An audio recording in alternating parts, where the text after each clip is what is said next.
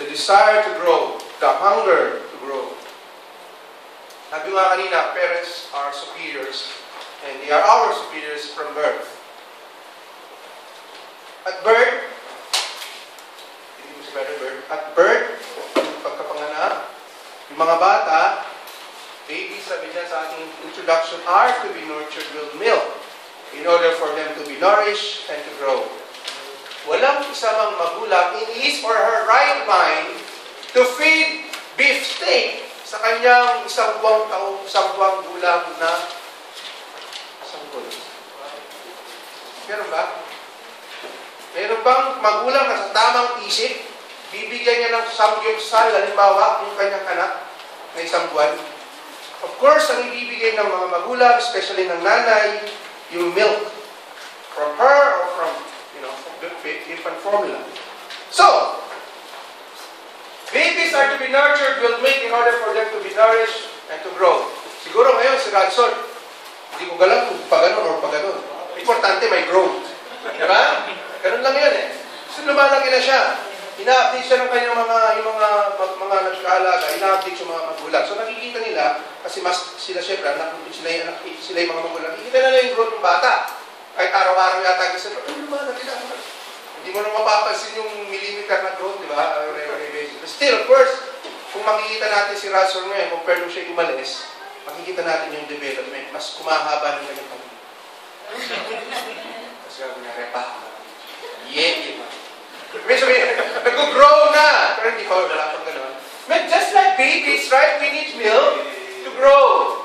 Right? Just like babies needed milk to grow. So as Christians, mga kapatid, we need nourishment from God, and the only nourishment we have, according to the Bible, is of course this book.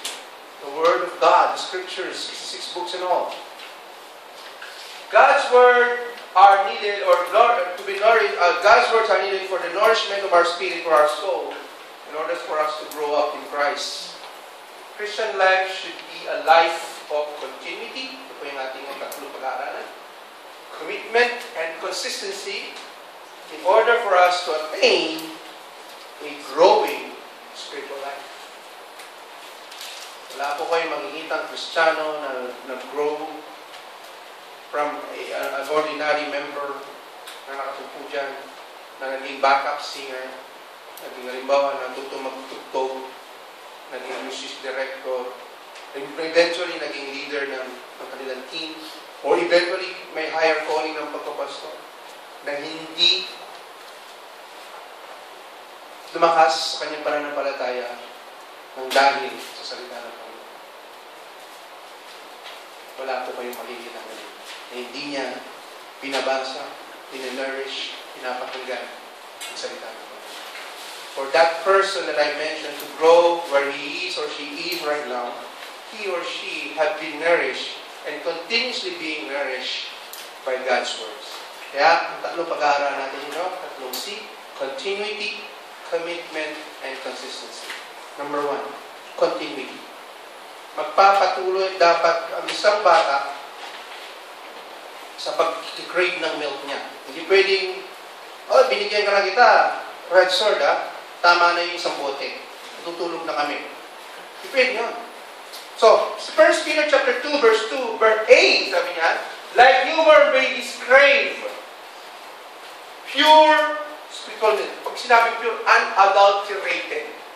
Ibig sabihin, alam niyo po ba yung, kung bakit mas mura ang suka ni Aling Pasing kay Aling Tess, kasi yung kay Aling Pasing nilalagyan niya ng tubig. Kay Aling Tess, purong rose na piniga. Ano po yung rose? Grand tubig.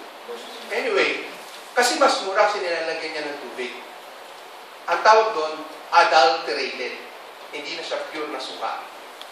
Sa milk po, ang salita ng Diyos, ito po ay pure, unadulterated milk, so to speak. Salita ng Diyos. Kaya like newborn babies crave for pure or for pure spiritual milk. Sa mga magulang na dito, na nagkaroon na ng, siyempre magulang, nagkaroon na ng anak. Magulang nga eh. Okay. Diba? Yung mga anak ninyo, tamang-tama yung sinabi ni Freddy Aguilar sa kanta niya, di ba? Napupuyat ang nanay o tatay? nanay mo sa kakatimpla ng gatas mo. Pero kay Brother Roysar, kay Brother Repa, sabi niya, napupuit ang tatay mo sa kakatimpla ng gatas mo. Kasi siya yung napupuyat. Kasi yung nanay pagod na. So, dahil kayo, pasensya na, kayo ang bagong nanay, so marami kayong kasama sa kwento na to, sa mensahe na to. Through the years, kami po, binayaan ng dalawang bata na kulit, minsan, pero mabait naman, pagtulog.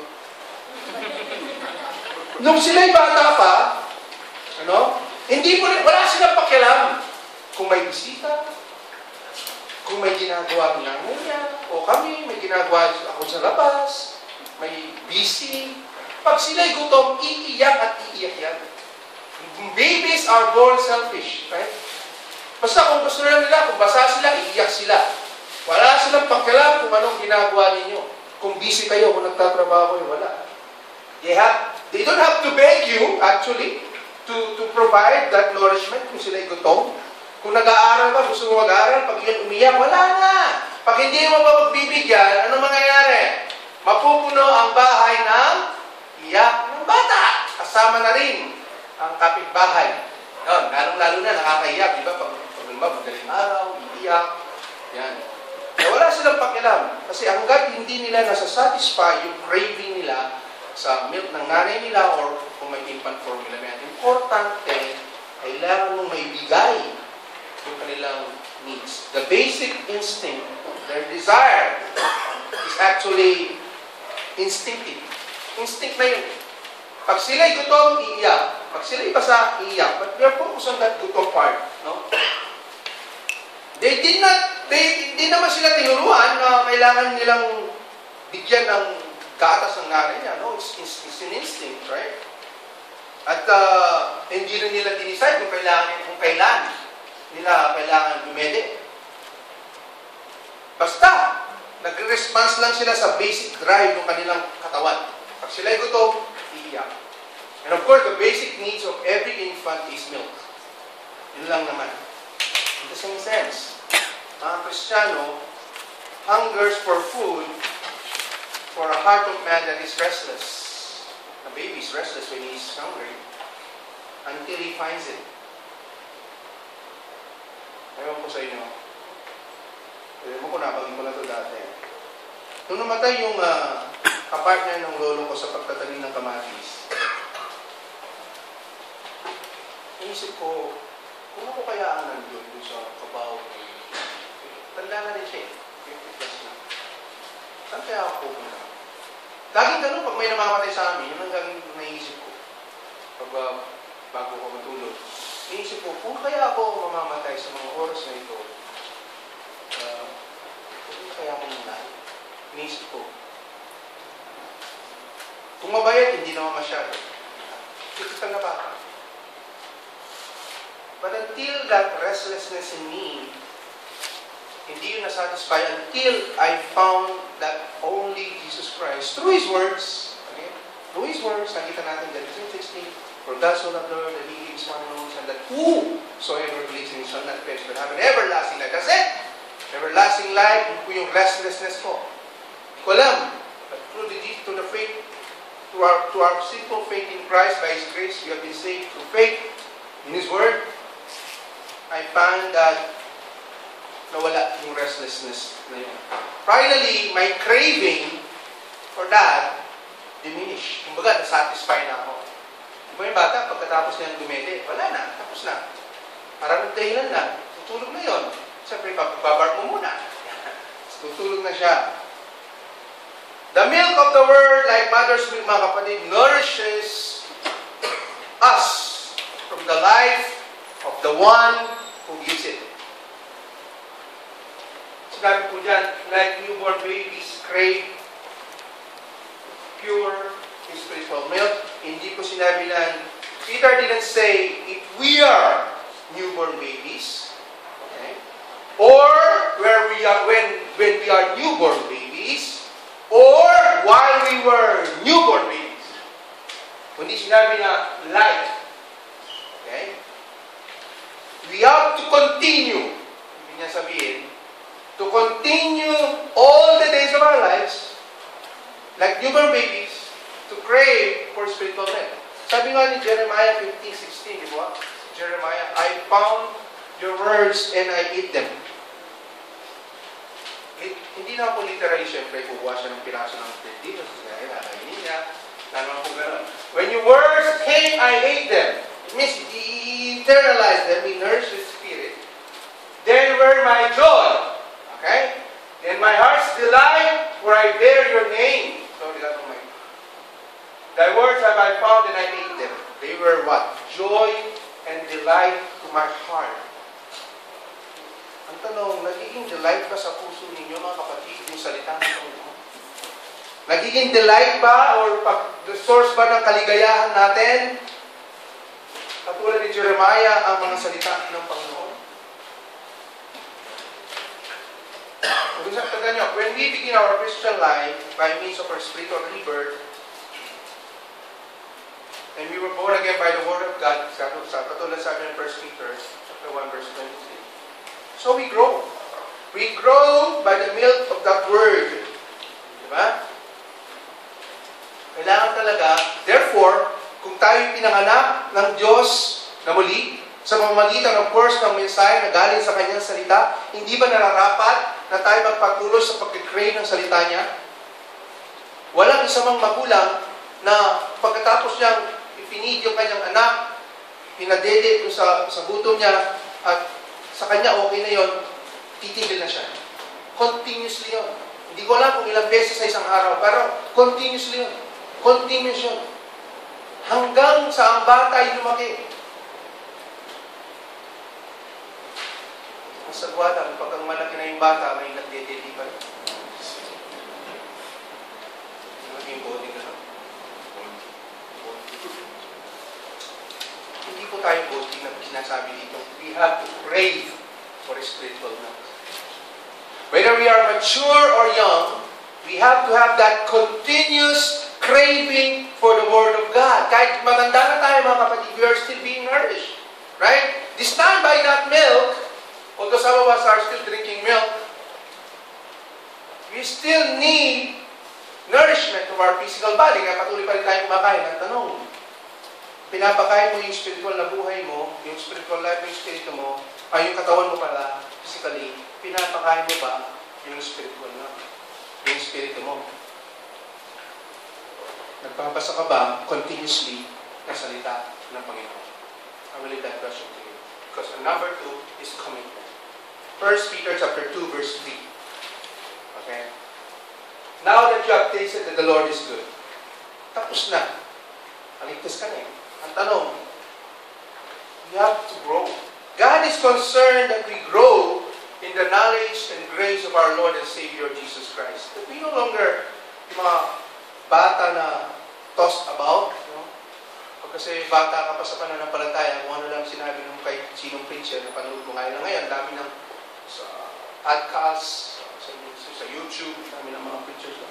Yung lang yung mga preachers, no? Yung iba doon, hindi naman lahat. Some of them are teaching are strange, are not actually biblical. So pag bata ka sa pananampalataya, okay ka, okay. Kasi tunod, okay. So, no, that's not actually the purpose of God for you to grow. You have to be committed in a particular teaching of the Word of God. And paano mo yan malalaman dahil sa pamamagitan ng commitment mo sa pagbabasa ng salita ng Panginoon? Psalms 119 verse 11. Okay. I have hidden your word in my heart that I may not sin against thee. Sa ibang translation, sabihin, thy word have I hid in my heart that I might not sin against you. So there's the commitment for continuous reading of the Word of God and hide them actually, or to speak, hide them in your heart. Para bakit? Kasi pag puno ka ng salita ng Diyos, that I may not sin against you. Right? Kapag nandiyan yung tukso, Panginoon Jesus ang model dyan eh. Nung siya pinutukso sa wilderness, sinabi na sa Nas ganito, sabihin sa Nas, may biblical verse din siya, di ba? May siya memorize ng Panginoon. It is written, it is written, it is written. At beses, it is written. Ibig sabihin, salita ng Panginoon ng source niya to combat what? Temptation. No? And there's again Jesus Christ saying in John chapter 5 verse 8, search the scriptures. For you know, nandun yung katotohanan. No? wants us to grow spiritually. But there's that commitment in our part to do that. Of course, ang Panginoon committed siya na pagpalain tayo bilang mga anak niya. Kayong mga magulang, you're committed to provide the needs of your children. Tayong mga magulang, we are committed to do that. Kaya nga kayo, yung iba sa inyo, wala yung pamilya dito na sa Pilipinas, nagtitsaga kayo na for the meantime, hiwalay. Bakit? You are committed to provide what? Brighter future for your children. God is the same. He is committed to provide blessings, abundant blessings to us. But you have also to be committed to Him. But how? By continuously searching His will through His Word. Search and you will find. Meron isa pong sumulat may isa pong author na habang nagsusulat, nagdadrive siya. Kasama niya kanyang 4 na taong gulang na anak na lalaki. Tinanong niya sa kanyang anak, sabi niya, Byron, what do you want to be when you grow up? Ganyan tanong, normal, tinatanong ng mga magulang niya sa kanilang mga anak. Kung si Paul, nung bata pa siya, gusto na po niya maging pilot, si CJ na, gusto niya maging steward. Ngayon, iba na naman. That's life. Now, Byron said, sabi ng tatay ni Byron, what do you want to be when you grow up? Bakit? Nabigla ang tatay niya, sabi niya, I don't want to grow up like a man. Nabigla ang tatay niya, bababa. So, surprise, sabi ng tatay, why not? Kasi, if I grow up, ay hindi ko na mararide yung tricycle ko. Yung laruan niya, binigay tatay niya. Di ba yung mga, yung paasata? Yung tricycle, yung laruan niya. Kasi nga naman, pag tumanda na siya, hindi na niya sasakyan niya. Si Mr. Williams, Fisher, yung po pangalan ng tatay niya, habang nagpamaneho siya, inisip niya yung sagot ng anak niya, 4-year-old. Yeah. Maraming mga ganun mga Kristiyano. Ayaw lumago. Ayaw mag-mature. Para hindi naliwanan yung mga dati nilang ginagawa. Alam mo bakit? Hindi ba kasi hindi alam ng bata na pag lumaki siya, hindi lang laro tricycle ang madadrive niya. Di ba? Eventually, yung bata pag lumaki, nakakapag-motor siya, Harley, nakakapag-kotse siya, much better doon sa tricycle niya. You know, in this spiritual reality, kapag ang isang Kristiyano ayaw lumago sa kanyang pananampalataya, doon lang siya sa kanyang tricycle. Hindi niya alam, may store pang mas malaki para sa kanya ang Panginoon na blessing. Yeah. Hindi ka lalago, hindi may bibigay sa iyo ng Panginoon yun kung hindi ka magpupursige na lumago. Diba? Doon ka lang siguro ang mali ng tricycle. Pwede ka na ba doon? Satisfied ka na ba sa mga nararisip mo kung paano ng Panginoon sa iyo? Maybe yes, maybe not. But you know what? There are so many things in store for us. When we grow in Christ by studying His Word, sharing the gospel and obeying Christ, then, hindi lang po tricycle ang mamanihuin mo. Tulad ng bata. More. Lagi ko sinasabi sa inyo sa ating mga OFW dito. What we are experiencing right now is, like I said, hindi ko ito mapapago sasabihin, is what of the people. Ito yung bagay na you are being envied by your friends, colleagues, and contemporaries in the Philippines. Nandun lang sa kita ko. Now, when you grow up as Christians, like I said, by praying, studying His Word, and sharing the gospel, obeying Christ, blessings are. Huwag na muna tayo dito sa physical na blessings na tatanggapin natin kapag tayo nagiging obedient children. Doon na muna tayo sa spiritual reality. Una-una, kapag ikaw ay lumalabas sa pananampalataya, of course, nakikilala mo na mas malalim ang Panginoong Jesus, which is always my prayer to everyone. Even kung napapansin nyo sa mga message ko sa mga Facebook, sa pag nagbe-birthday yung tao, ganun lagi ang desire kong prayer ko sa mga. Bakit? Kasi pag nakilala mo na mas malalim ang Panginoon, madidevelop ka yung personality mo, yung attitude mo, magbabago. Your perception about sin magbabago. Yung perception mo sa buhay magbabago. Yung perception mo towards your wife or your children magbabago. Magle-level up. Magkakaroon ka ng tamang Panginoon. Kung ang Panginoon ay pinagtatiwala mo, hindi mo nakikita, ang asawa mo ay magtitiwala ka rin sa Kanya at magtitiwala rin siya sa iyo. Bakit? Nalalaman niya na ikaw ay regular nakapag-attend sa ganitong gawain, naniniwala siya na magiging tapat ka sa Kanya, o magiging tapat kayo sa isa. Kasi bakit? Nakakarinig ka ng salita ng Panginoon. Regularly. Amen? Lalago ka eh. Ang impact nun on the spiritual, and emotional, malaki. Malaki ka agad. Huwag ka muna, huwag mo muna doon sa financial blessings. Huwag muna doon. Doon muna sa maliliit na bagay sa buhay mo.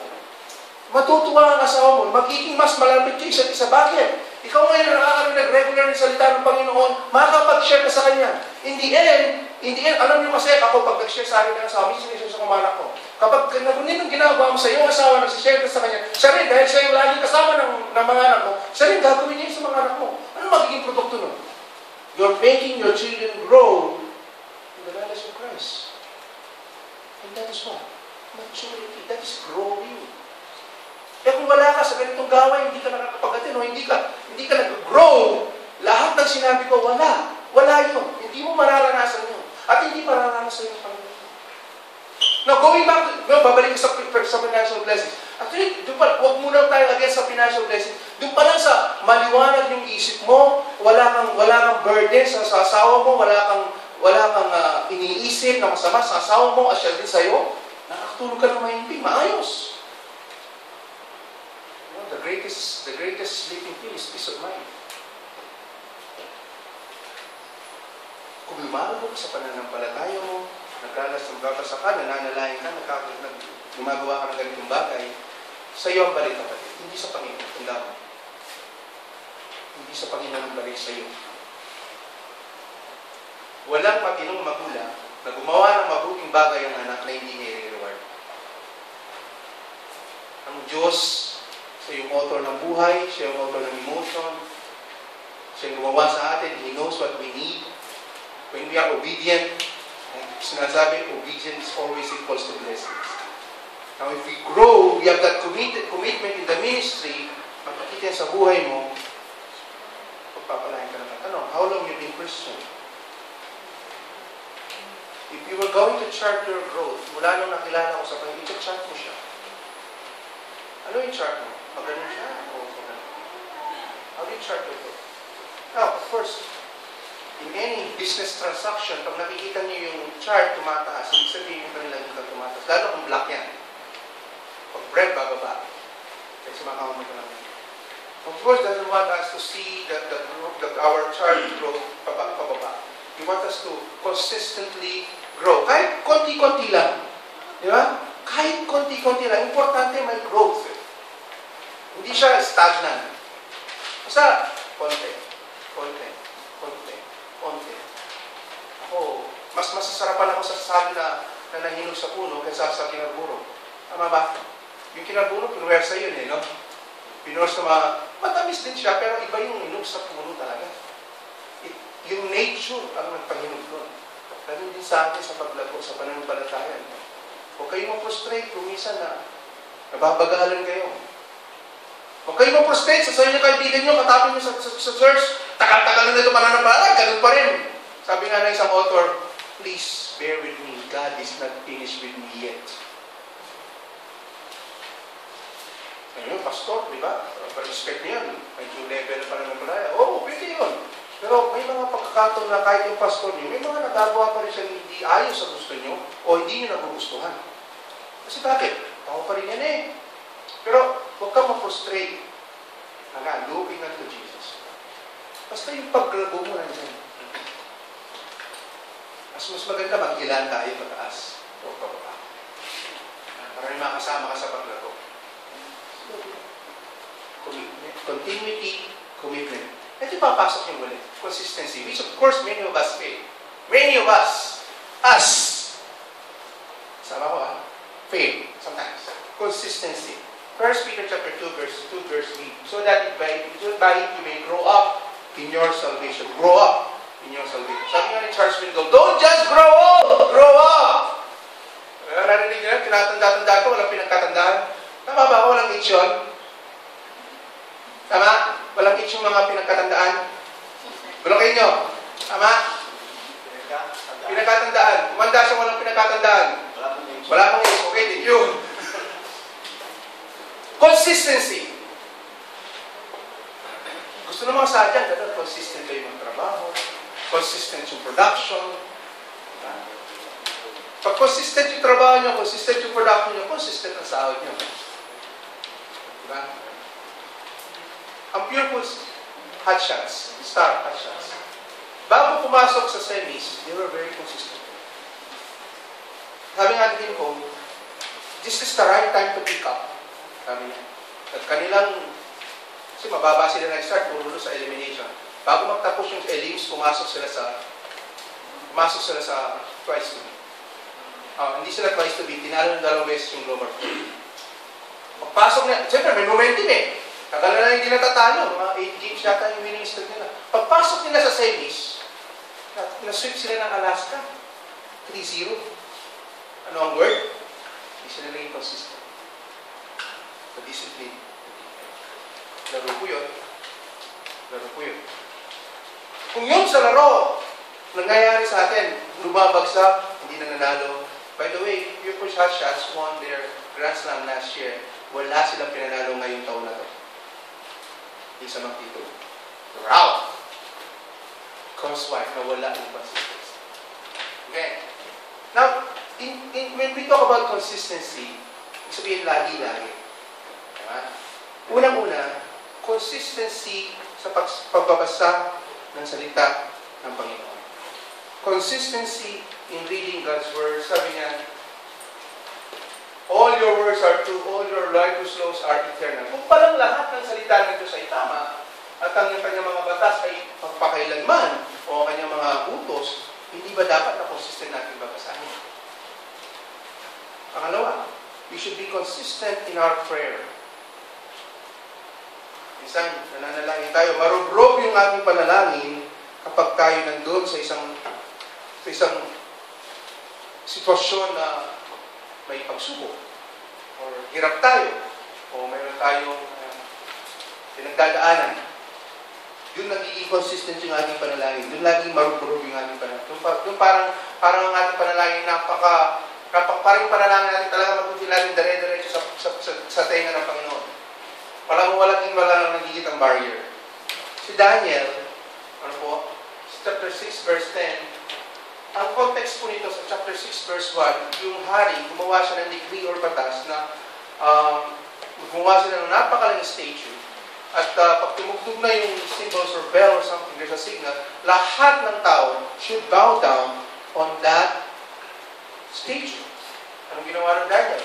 Nang malaman niya, now that when Daniel learned the decree had been published, yung utos, he went home to his upstairs room where the windows opened toward Jerusalem. 3 times a day he got down on his knees and prayed, giving thanks to God, just as he had done before. Just as he had done before. Hindi dahil may utos ang hari na hindi nagbow dun sa kanilang ginawang rebulto ay mapatayin, susunugin, hindi dahil doon. Kaya siya nanalangin na 3 beses sa isang araw. Ginagawa na yun even before the decree was passed. Consistent siya sa pananalangin. Kaya nga, naman kasi sabi niya, how long should you pray? In a day? 3 times. Bakit? Ganyan eh. 3 times a day, he got down on his knees and prayed. Wala problema. Kung gusto mo 3 times. Doesn't matter. Di naman po dogmatic ang Biblia kung ilang beses ka manalangin eh. Sa isang araw. Basta importante na nanalangin ka.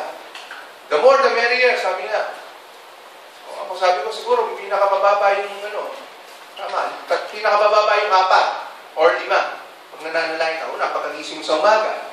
Tapos kakain ka ng 3 beses sa maghapon, di 4 na yun. Magpe-pray ka bago ka kumain. And then bago ka matulog. At least basically sa Kristiyano, at least 5. Ang Muslim din, di ba?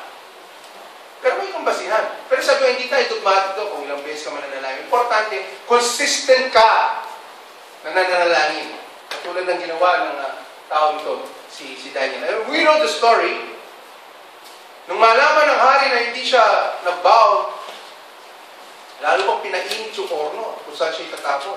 O yung leon, itatapon siya sa mga leon na hindi pa kumakain ng matagal na. Gutom na sila.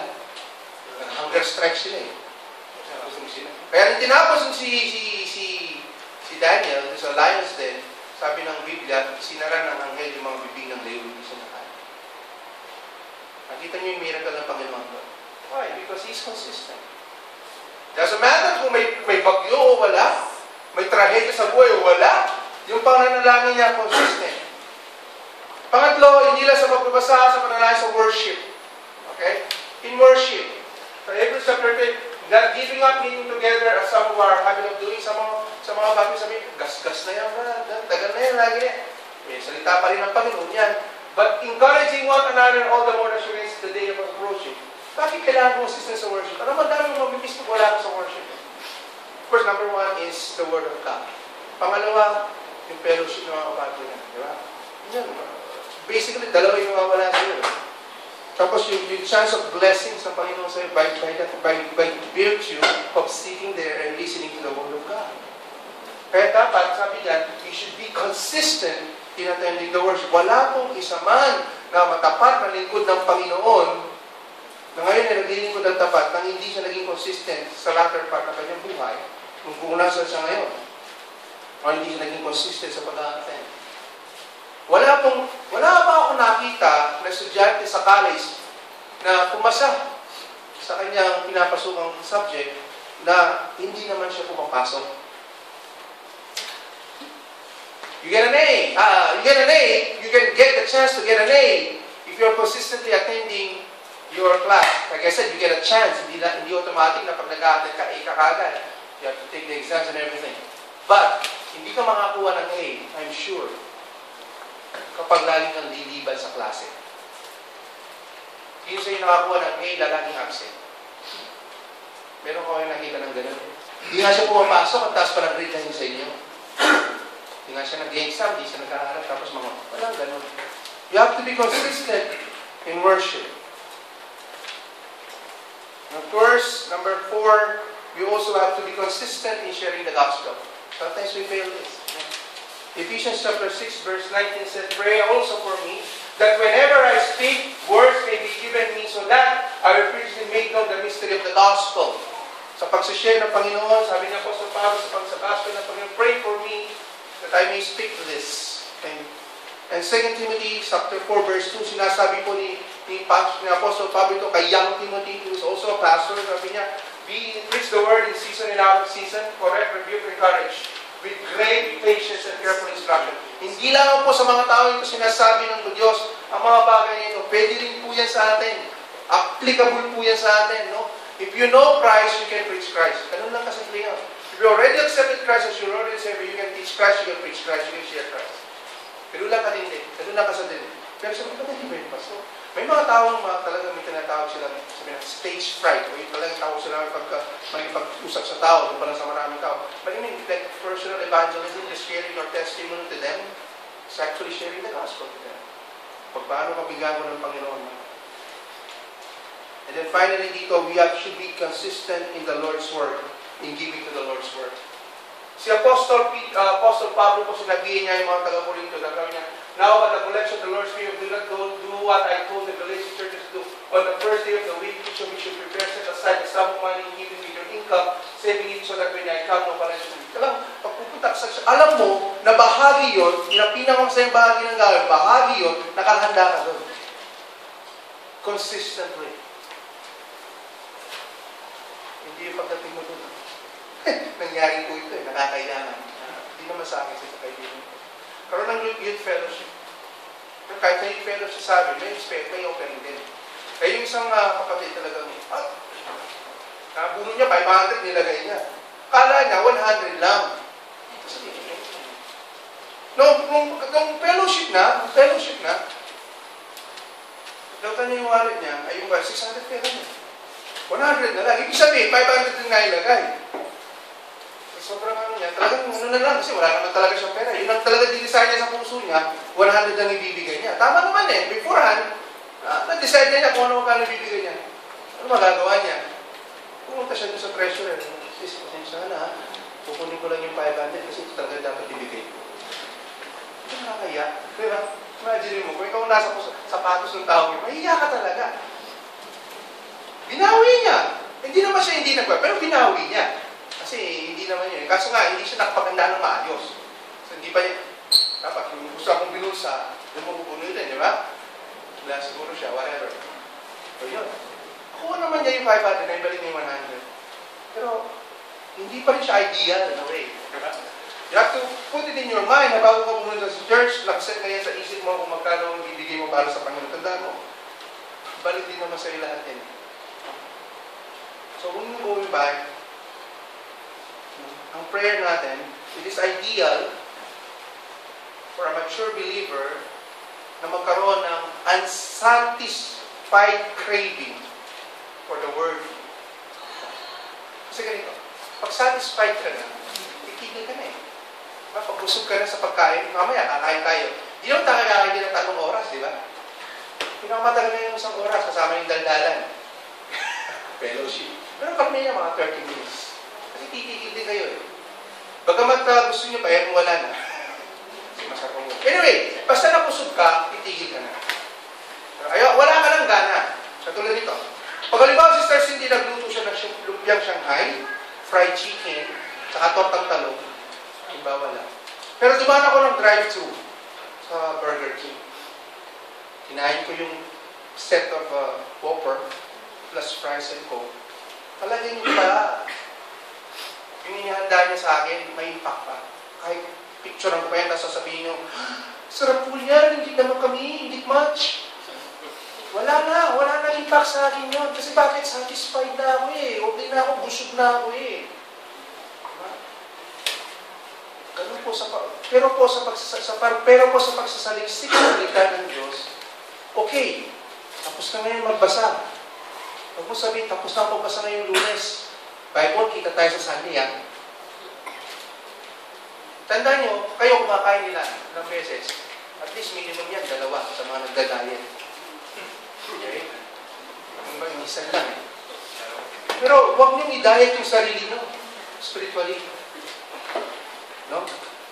We should not be satisfied pagdating po sa pure, unadulterated milk. That is the Word of God. Lagi din po tayo dapat magkaroon ng appetite o gana sa pagsasaliksik, sa pagbabasa ng salita ng Panginoon. Whether you are in pain or you are winning. Whether you're losing or you're winning, huwag nawang mawala yung cravings natin sa salita ng Panginoon. Yung inner craving for the word of truth may be or should be sustained in all the days of our lives. Hindi po dapat mawala yung cravings na yun.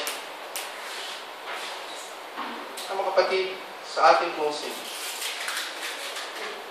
In order for us to grow in eternal ways, we need eternal knowledge. Bottom line. Eternal ways, eternal knowledge. Physical ways, physical knowledge. And only way for you to do that is for the Word of God. The only way to have a spiritual nourishment or eternal nourishment is by the Word. Again, inuulit ko, it is only now in the human history na nagkaroon ng Bible na napakaraming translations. And it's only now in the history of mankind nagkaroon ng access ang tao sa Biblia. Napakadali. Okay? Ibig sabihin, wala na tayong excuse na hindi tayo pwedeng magbasa sa salita ng Diyos. Unang-una, sa bansang ito, hindi pinagbabawal. Pangalawa, halos lahat sa atin may smartphone. Kung wala man tayong book, version, printed Bible, you have your smartphone, and apps are not paid. Ang mga Pilipino may hilig sa libre. Yung app na yon, libre din po yun. Hindi ba nga kailangan ng di ba? Ng internet sa pagbubuksan mo. So ano bang excuse mo ngayon? Sa Panginoon, sa hindi mo pagbabasa sa kanyang salita. as Apostle Peter urged us, put it in his word, that as truly as important in our new birth, it is also needed for us to grow spiritually. What I mean is the Word of God. God's Word is our spiritual food for our spiritual nourishment. Amen? God's Word is our spiritual food for our spiritual nourishment. Sadly, nakakalungkot, may mga Kristiyano na wala na. They do not have that craving for the Word. That is why they remain stagnant in their growth. May mga nakita na kayo mga pictures sa mga bansa sa parting Africa na yung mga bata talagang hindi na lumaki. Ang papayat, malnourished ang tawag. Bakit? Hindi sila nabibigyan ng tamang nutrients galing sa kanilang pamilya o galing sa kanilang pamayanan, galing sa kanilang pamahalaan. Dahil bakit? Hirap sila. Kawang-kawa ka dun, di ba? Kawang-kawa ka, butol balat na lang. Ang Kristiyano ganon. Kapag dinideprive niya ang sarili niya sa salita ng Diyos. Makakita ka man nilang may six-pack ka at malaki ang katawan mo, no? Pero inside you're malnourished, at mukha ng mga batang yun, na nakikita yung payat, lumalabas na yung mata, talagang hirap. Ganun sa loob mo, inside of you, ganun ka, kung hindi ka consistent magbasa ng salita ng Panginoon. Kahit kasing katawan mo pa si Arnold Schwarzenegger, para ka lang minions kung wala sa salita ng Panginoon. Yun lang ang description sa spirit mo. Napakaliit. Kapatid, sadly, some Christians do not have craving for the word. That's why they remain stagnant in their growth. Then, ano ba gawin natin gawin? We should then, again, nakalagay po yung pronoun dyan, we. Alright? Hindi ko sinabing you. We. Kasama po ang nagsasalita. We should then, what? Be committed to desire God's word continuously and consistently.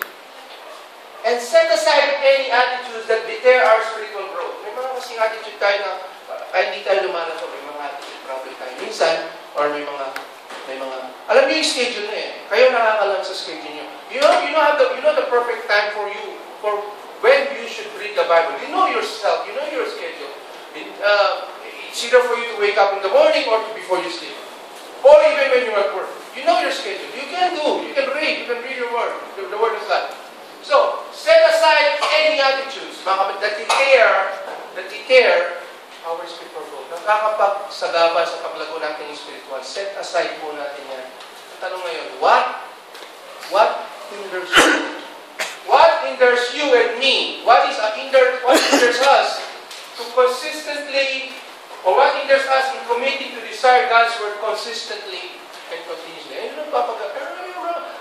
Ano yung bumabagabag sa iyo? Ano yung pumipigil sa iyo para hindi mo makumit ang sarili mo basa ng salita ng Panginoon? Again, that question, kayo po makakasagot. Then how you been handling God's words for your spiritual nourishment? Ginagamit mo ba ito para ikaw ay malnourish yung spirito mo, yung salita ka ng Diyos ang ginagamit mo? Or Facebook? Marami naman dyan, Pastor, mga kaganda naman dyan. Websites. Nilalike ko nga yan eh. Nakabakit ako yung mga updates.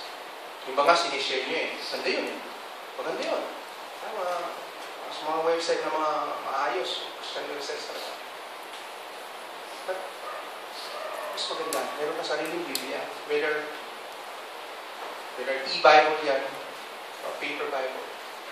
Consistent, committed, continuous, and consistent ka sa pagsasalita o pagsasaliksik sa salita ng Panginoon. Ayan po lahat.